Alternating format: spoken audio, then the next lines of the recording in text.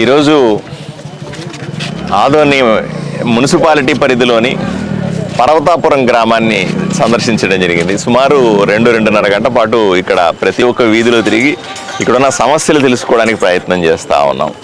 రాగానే మాకు చాలా సమస్యలు కనిపించినాయి. గ్రామంలో సాధారణంగా గ్రామాల్లో అసంఖ్యాకమైనటువంటి సమస్యలు ఉంటాయి. ఏది ప్రయారిటీ బేసిస్ కింద చేయాలా అనేది కూడా ముఖ్యమైనది. ఈరోజు రాగానే ఇక్కడ టాయిలెట్స్ ఇంతకుముందు కట్టి ఉన్నారు, దాన్ని కంప్లీట్ చేసి ఈరోజే ఇనాగ్రేట్ చేసాం. మహిళలు ఏవైతే టాయిలెట్స్ లేవని ఇబ్బంది పడతా ఉన్నారో వాళ్ళకు టాయిలెట్స్ ఓపెన్ చేయడం జరిగింది. కాకపోతే దాన్ని జాగ్రత్తగా మెయింటైన్ చేసుకోవాలి, లేకపోతే పాడైపోతే మళ్ళీ దాన్ని కట్టడం సాధ్యం కాదు. గ్రామస్తులు కూడా కొంచెం బాధ్యతగా ఉండాల్సిన అవసరం ఉంది. ప్రభుత్వం టాయిలెట్స్ కల్పిస్తుంది, ప్రభుత్వం స్కూల్ కట్టిస్తుంది, ప్రభుత్వం ఇంకోటి కట్టిస్తుంది.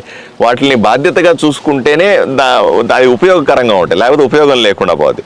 అలాగే నేను రాగానే ఇక్కడ ఒక దేవుడి ఒక బావి ఉంది. ఆ బావి అంతా కూడా పూడిపోయింది, చెత్త చెదారం అంతా దాన్ని వేశారు. దాన్ని క్లీన్ చేద్దామని అనుకుంటా ఉన్నాం. క్లీన్ చేసి దాన్ని ఫెన్సింగ్ వేసే ప్రతిపాదనల గురించి ఆలోచన చేయమని చెప్పాను. అలాగే అక్కడక్కడ రోడ్లకు సంబంధించిన సమస్య ఉందన్నారు, గ్రామ కంఠానికి సంబంధించిన సమస్య ఉందంటున్నారు.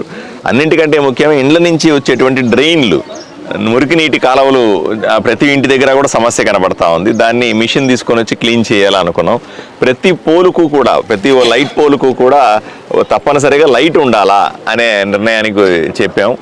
వెంటనే వేయిస్తారు అది కూడా. అలాగే మిగతా పనులు ఏవైతే గ్రామంలో ఇప్పుడైతే అన్నిటికంటే ముఖ్యంగా ఇక్కడ శ్మశానానికి సంబంధించిన దారి ఉంది అంటున్నాడు. శ్మశానానికి సంబంధించిన దారిని పక్కన చూస్తే ఓ పెద్ద మనిషి, ఈ ఊర్లో పెద్ద మనిషి అంట ఆయన ఇంత ఎత్తు మట్టి వేసుకో ఉన్నాడు, కింద నీళ్లు గుంతలుగా ఉంది. దానిని సరి చేయాలి. ఊరిలో పెద్ద మనుషులని ఊరికి అధికారం చెలాయిస్తే సరిపోతుందా? ఊరిలో మంచి పనులు కూడా చేయాలి కదా. కాబట్టి ఇవన్నీ కూడా మనం సరి చేసుకోవాలి.